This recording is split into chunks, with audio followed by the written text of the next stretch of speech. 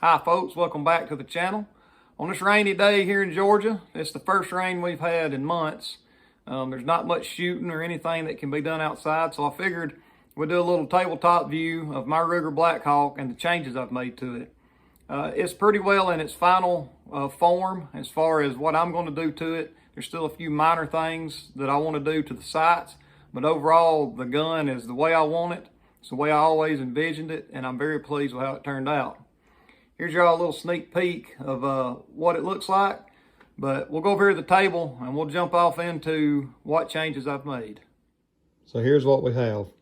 This is my Ruger Blackhawk in its final configuration with the changes I've made. So what this started as is a Ruger new model Blackhawk. It's obviously in 45 Colt, and you've seen it in my other videos. The new models come with an aluminum grip frame. You can see it's got beat and banged. I wasn't never really satisfied with the balance on the gun. So what I done is I ordered this stainless steel grip frame from Brownells, and I fit it to this frame. It was oversized, and I fit it to this frame. Now I had these rosewood grips originally on this grip frame, and you can see they don't quite fit anymore. Well, when I shaped the stainless grip frame, I straightened this up a little bit more than the standard plow handle, they call it. And so one of those grips had got chipped, so I went ahead and just sort of made them fit so I could shoot the gun while I was waiting on these grips. Now, Evan Koch, and I hope I'm pronouncing your name right, buddy, out of Minnesota, he's a stock maker. He cut me these two walnut blanks. When I say blanks, they were the general shape of a pattern I sent him, but they were just square, flattened off blanks. And I shaped and fit the grips to this grip frame.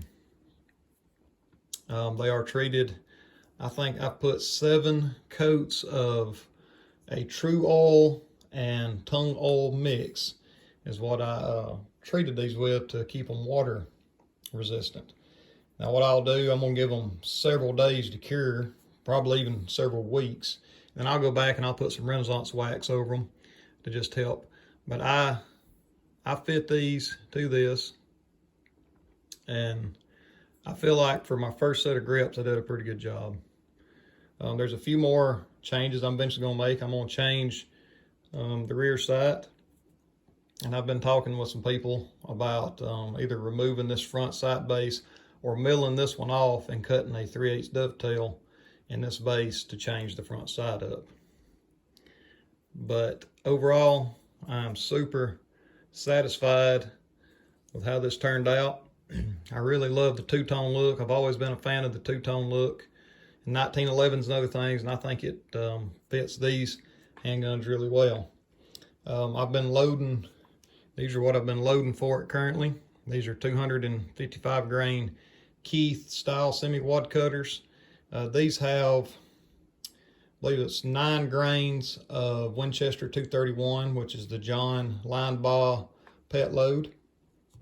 I recently come up with some unique, and I'm going to load some in probably 8.5, and 9 grains of unique, and run them through the chronograph and see how they do. These right here are they've got a really good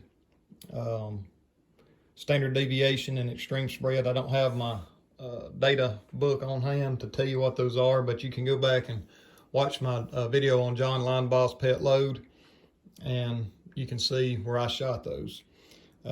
I'm going to mention while I'm touching on, reloading. Alliant 2400 was a powder that Skeeter Skelton and Elmer Keith and a lot of those guys used a lot of back in the day, and here recently it hasn't been I haven't been able to find any.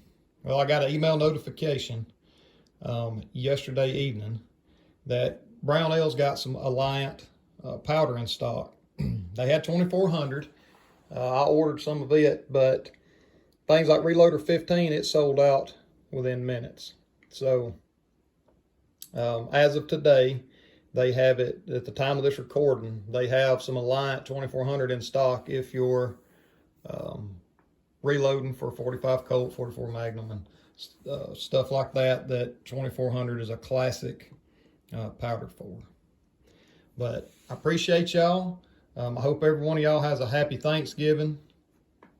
And if this is your first time, visiting my channel, and you like what you're seeing, please like and subscribe to me.